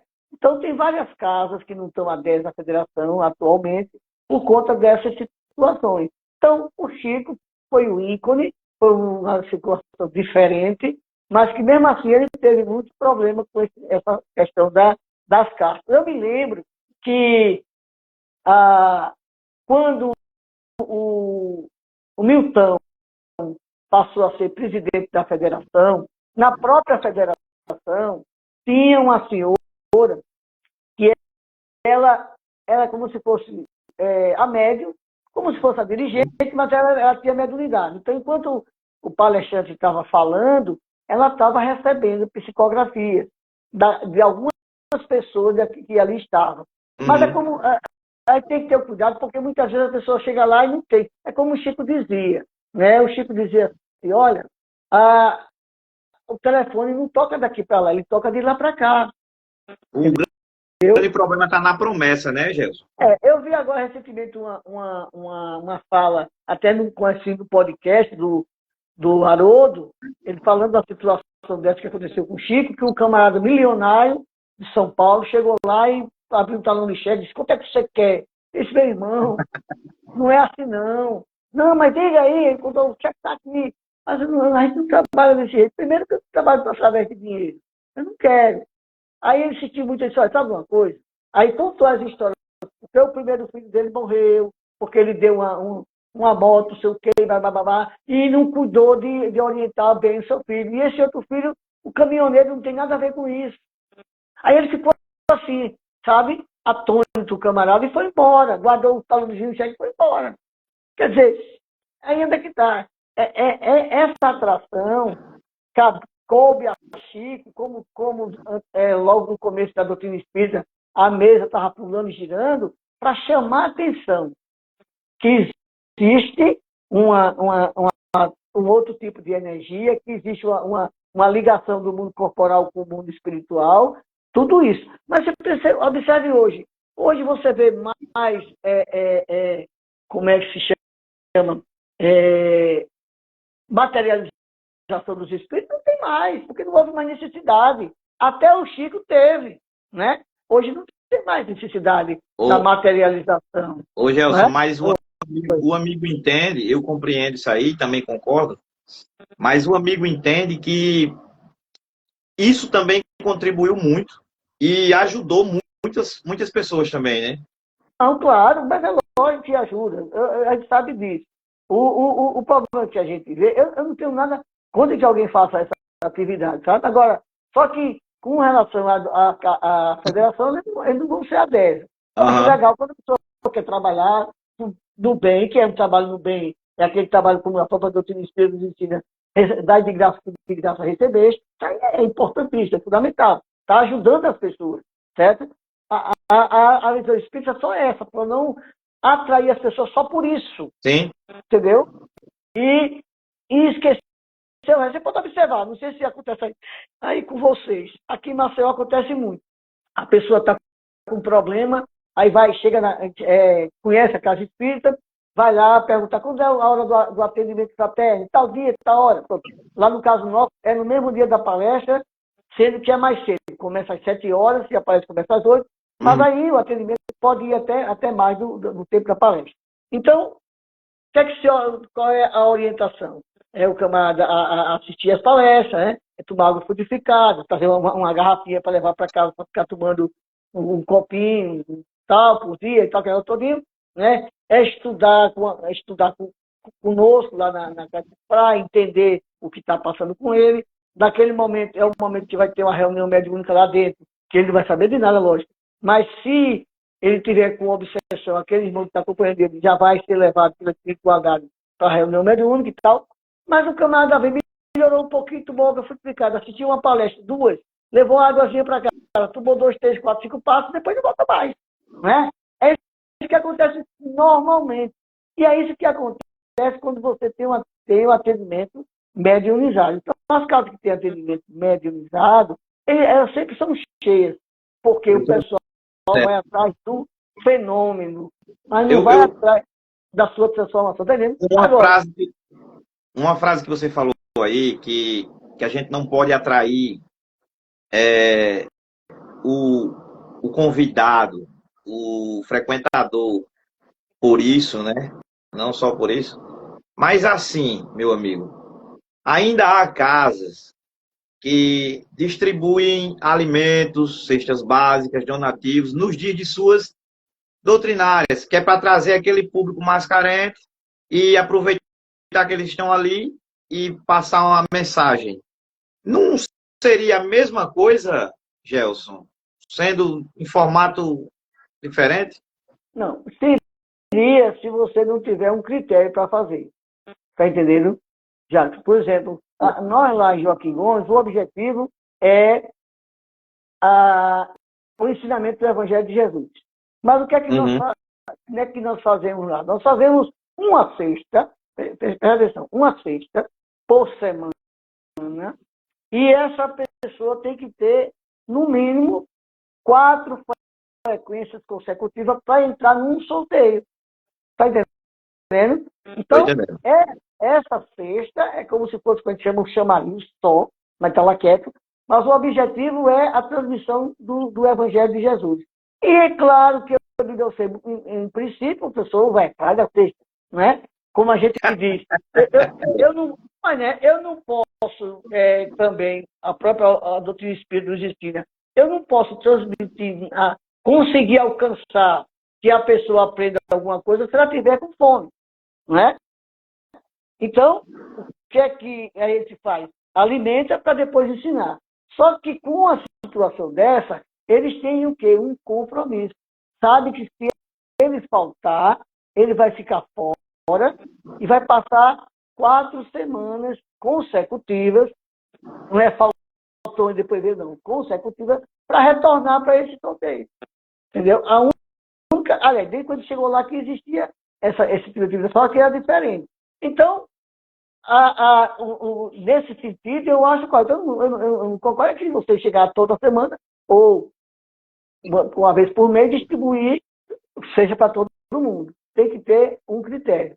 O critério que eu acho é esse. É como eu acho também, por exemplo, eu passei um tempo, quando eu cheguei na doutrina espírita, distribuindo sopa na rua. Mas eu fico pensando, às vezes no outro dia eu encontrava um monte de coisa jogada na rua, porque o pessoal tem tanta gente levando que não cabe mais no estômago. E eles estragam. E eu digo, peraí, mas hoje tem tanta coisa que aí eu volto à história do governo. Que o governo dá, e não precisaria mais dessa situação. Inclusive, até tem uma questão, aqui em Maceió já apareceu o pessoal das prefeituras, o pessoal do Estado, em reuniões com a federação. Aliás, teve até uma reunião no Mesa Brasil, que nós fazemos parte, eles falando isso, que as religiões, e fala muito da doutrina espírita também, porque é a que mais atuou em princípio dessa atividade, social, dessa distribuição de sopa, que atrapalha o pessoal não querer ir para uma casa de pernoite, que vai ficar lá, um albergue, que ele vai só para dormir mesmo, mas ele vai, toma um cafezinho, dorme, e não precisa sair, sabe? Não precisa ficar na rua, não dá não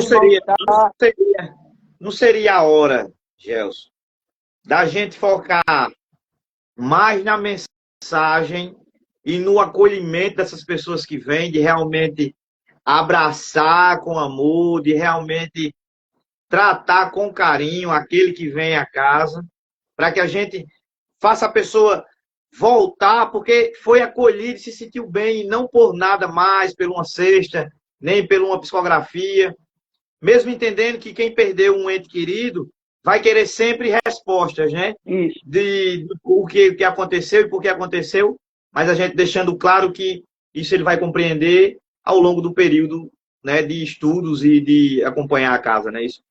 Com certeza. É o seguinte, a gente mesmo, em alguns momentos, algumas pessoas da nossa casa estavam desgostosos. Mas a gente está aqui há 18 anos, não vê resultado, não vê. Eu sempre dizia assim, olha, a gente tem sempre que deixar na mão de Deus. Porque a gente, como a gente tem esse pensamento imediatista, que é o resultado logo que a gente vê que o que a gente fez surtiu efeito, né? Eu digo, não, isso é importante deixar para frente.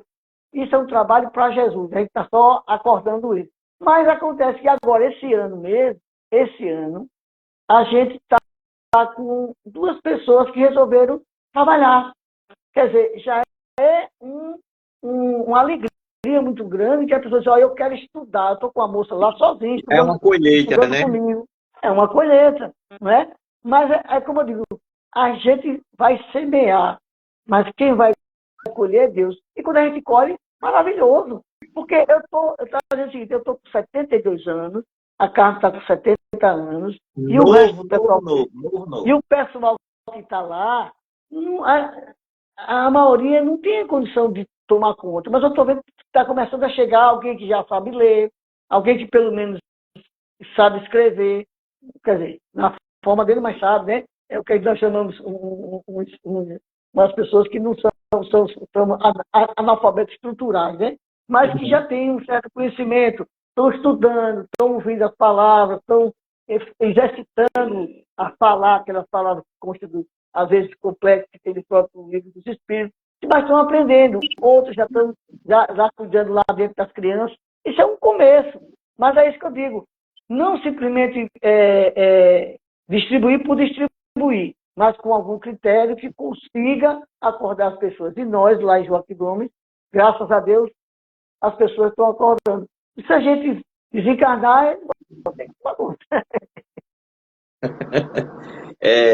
É sempre complicado, né, Gelson, quando se fala dessa questão do acolhimento, de como abordar, de como cativar as pessoas, para que as pessoas voltem com vontade, né? Muito difícil, né? Ô, Jackson, é o seguinte, eu fiz durante muito tempo, eu fiz umas mini palestras em algumas casas aqui em Maceió. Exatamente essas palestras na hora que o pessoal ia distribuir ou sopa, ou cesta básica, o café da manhã, não sei o que e tal. Nas casas que eu ia 6 e pouco da manhã, para 7 horas começar, que era todo dia. Mas o que eu acho é o seguinte, que às vezes procura as pessoas, por incrível que pareça, mais grossas para tomar conta dessas pessoas mais necessitadas. Seu acolhimento, né? Talvez você colocou isso aí muito bem, porque realmente tem gente que eu digo assim, o pessoal, aí sim, aí o pessoal só vai porque vai pegar as coisas mesmo, porque senão não ia. E cria um vício, né, já. Isso aqui em Marcelo é o que mais tem. Tem gente que vai na casa espírita, há várias casas espíritas, tem gente que sai da casa espírita vai para a igreja católica, sai da igreja católica vai para a igreja evangélica, tudo para buscar cesta básica. Inclusive, a gente teve até uma proposta, um certo tempo, eu não estava também, nessa época, nem estava na doutrina espírita, era carne, de fazer um cadastramento das pessoas que estavam indo das casas espíritas. E algumas casas não concordaram, aí não fizeram. Porque já que você está ganhando, por exemplo, o enxoval da gestão. Tem gente que vai em todas as instituições para buscar o enxoval da gestão. Pega 3, 4. Não é? É isso que eu digo. A gente não pode estimular a enganação, não é? Aquele aproveitador. Se você cadastrar, você sabe. E a gente sabe que tem pessoas que realmente precisam. Mas... Eu falo isso, Gelson, porque, e falei nessa questão da psicografia, eu assisti uma palestra do Rossando Klinge, né? Isso. Muito bom, espírita, psicólogo. E ele falando o seguinte, que está preocupado com tantas regras e tantas coisas, e tantos mimimi, e tanto jeito certo de fazer, e se proíbe isso, se proíbe aquilo, e ele termina dizendo assim, as casas espíritas estão ficando sem espíritos, porque não pode mais isso, não pode mais aquilo, está ficando uns centros espíritas sem espíritos. E eu sei que ele falou no sentido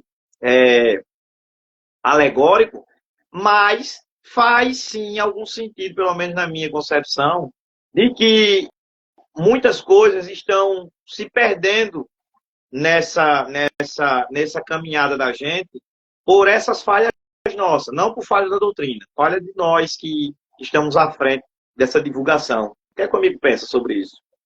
Não, Jackson, mas existe uma coisa que a gente tem que entender. Por exemplo, eu gosto de ver, eu gosto muito de dar os meus chamados testemunhos. Porque eu ia, como muita gente eu vejo, e, por exemplo, domingo de manhã, 7 horas da manhã, o cara está na missa. A missa, levanta, senta, né? Tá na missa, depois ele já está pensando, pô, eu cheguei, já assisti a missa, já tô limpo, agora eu vou lá para minha caixa d'água, vou fazer minhas coisas erradas. Quer dizer, está entendendo? Assim, claro que a gente fica feliz com uma casa cheia, mas a gente tem que entender que as pessoas só fazem aquilo que eles querem, sabe? Lógico que a gente tem que pegar, como é que a gente faz, para as pessoas. Olha, veja hoje como é que está a igreja evangélica. A bagaceira que está. Botaram bateria, botaram não sei o quê, botaram aqueles conjuntos alto, som e tal. E tem coisas horríveis dentro da igreja evangélica. Né? Está muito de jeito, mas está uma bagunça. Se você vê, eles mesmos passam, postam aquelas coisas horríveis. Eu vi recentemente várias postagens, várias lives, sei lá, vídeo, né, das pastoras falando delas mesmas. Olha, aquela mulher está mostrando o capô de fusca, olha a outra com a roupa justa, e não sei o quê. Aí, entendeu? E tinha razão que ela estava falando, porque os homens que ali estão, eles não vão conseguir assistir o culto, porque vai ficar olhando só para a mulher. Entendeu? É verdade. Aí tem uma série de coisas, que é coisa que eu digo, a gente tem que ter muito cuidado para não exagerar. Olha, a maior contribuição que a gente faz da doutrina espírita é divulgá-la.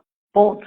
Mas ele diz também, a gente não vai fazer proselitismo. Eu não vou andar de casa em casa para levar a gente para a instituição. Está entendendo?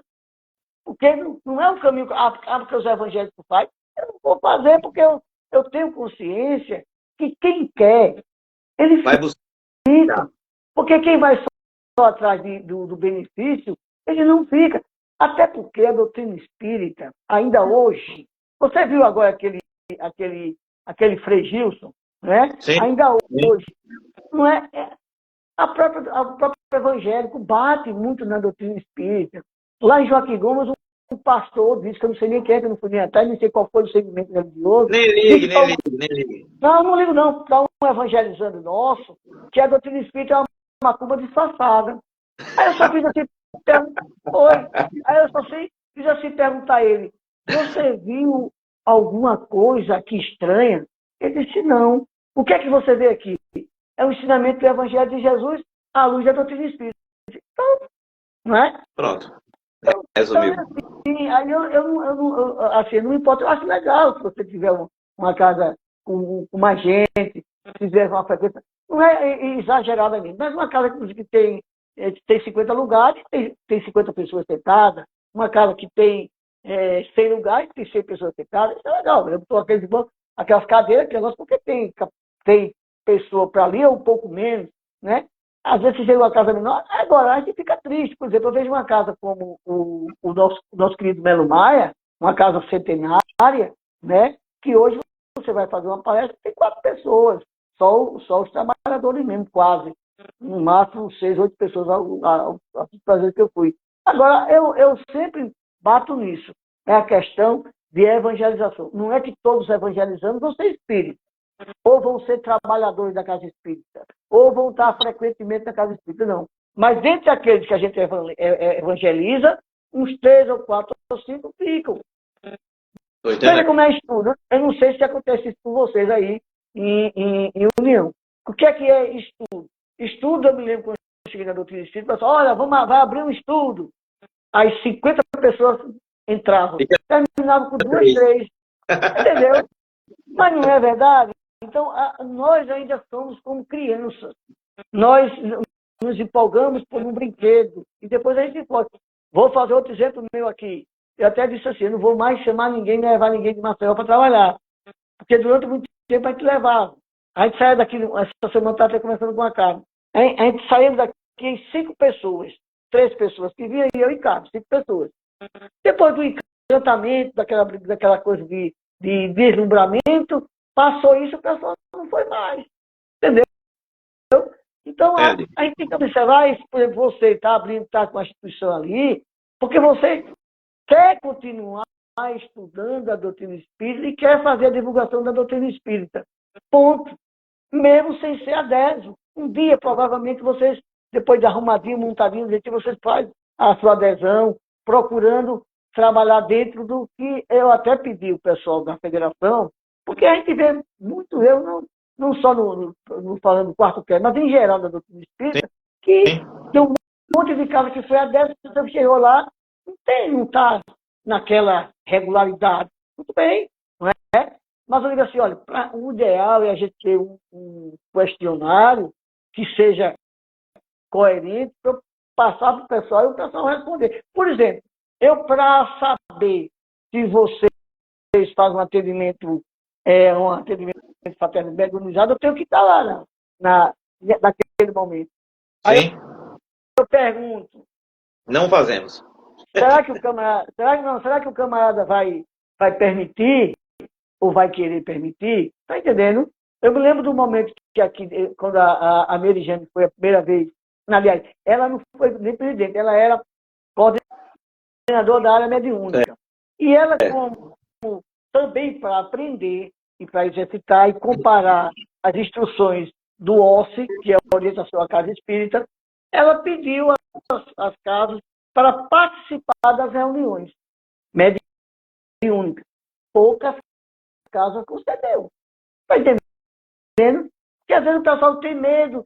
Não importa se eu estou fazendo uma coisa que não está dentro, não está correta, que não era assim que ela iria agir, ela ia fazer todo esse diagnóstico, pegar a orientação da FEB e, vamos dizer, fazer uma capacitação do pessoal. Um levantamento, né? Participar. Está entendendo? E aí vocês iam consertando. Uma outra coisa que eu digo é o cuidado de também, porque a federação disse, você amanhã já querer mudar tudo na casa espírita. Está entendendo? Acontece muito isso. É um dos casos que eu vejo que aconteceu aí em União. Né? Sim, depois de toda a zoada, a casa quase fechou, a casa ainda está em houve um rompimento. Né? E aí conseguiu resolver. Não, tem gente calma, a pessoa, como aconteceu agora, já está numa certa idade, daqui a pouco ela vai desencarnar. Se ela quiser ouvir e ir aos poucos se transformando, tudo bem, se não tiver, é como eu digo a questão dos passos. As pessoas vão até um dia que elas aprendem. E quem for chegando vai vendo que vai se recebendo orientação diferente, né? E aí vai se transformando. É assim que a ideia de agir. E aí, então, que eu digo, voltando àquele caso, é o que eu digo sempre. A quantidade, às vezes, não é a realidade.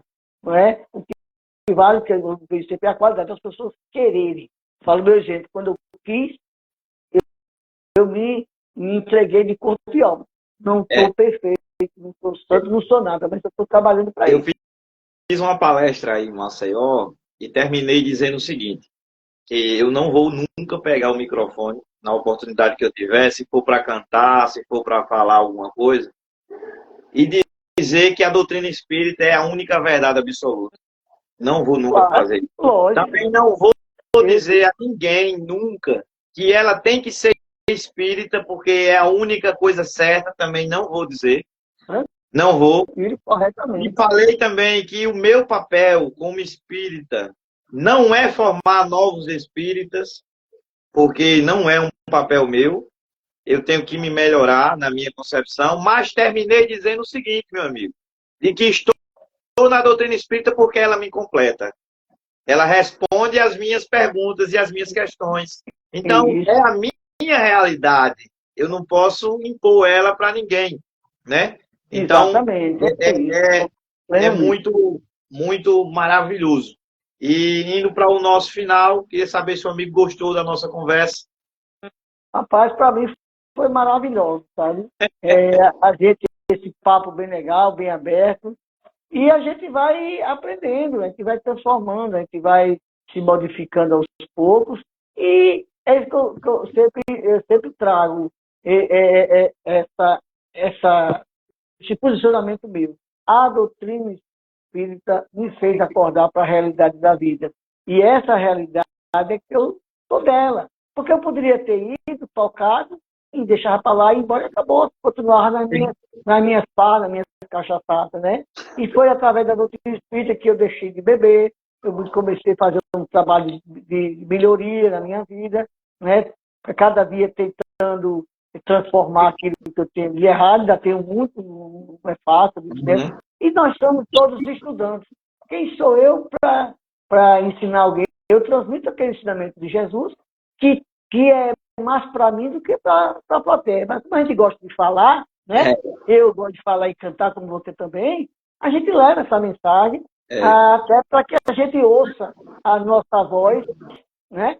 E falando para os nossos ouvidos. Eu sempre falo, Gelson, que eu sou só o mensageiro. E mais importante, e a mensagem é sempre mais importante do que o mensageiro. Estou sempre muito preocupado com a mensagem. Meu amigo, a última pergunta eu sempre faço a todo mundo que vem aqui se o amigo tivesse a oportunidade de mandar uma mensagem para 8 bilhões de pessoas que são os encarnados, um pouco mais de 8 bilhões aqui na Terra, essa mensagem ela ia aparecer em todos os lugares, em todos os outdoors, em todos os jornais, por 1 minuto. Depois de 1 minuto era outra pessoa, você só tem 1 minuto para deixar uma mensagem para o mundo todo. Qual seria a mensagem que o amigo deixaria? A mensagem que eu passo, meus irmãos, é que Deus é um Pai, Deus é amor, Deus é misericórdia e Deus é justiça. E através desses ensinamentos, desses esclarecimentos, temos a certeza que todos nós encontraremos a luz dentro dos nossos corações. Traremos essa energia para fora do nosso ser. E assim nos transformaremos em espíritos de amor, de paz e de luz. E eu só tenho que agradecer a Deus e a vocês que nos convidaram. Muito obrigado e até uma próxima oportunidade, se Deus quiser. Meu amigo, muito obrigado. Que Deus abençoe sempre a sua vida. Dê um beijo e um abração de Dona Carmen. Diga a ela que eu tenho muito carinho por ela. Ela sabe disso quando a gente se abraça. Tenho muito carinho pelo amigo, pelo respeito que o amigo sempre teve por nós aqui, por todo o carinho que sempre nos recebeu muito bem. E fiquei muito feliz por ter aceitado o convite, por ter batido esse papo aqui para a gente conversar, dialogar. E vamos marcar outros em breve, porque tem muita coisa para a gente conversar. Tá bom? Com certeza. O momento que eu tiver com a agenda aberta, a gente participa sim. Muito obrigado a você também. Fica com Deus, fica com Deus. Deus abençoe. Eu também. A gente tchau, se fala. Tchau, meu irmão. Tchau, tchau. Paz. Tchau. Assim seja.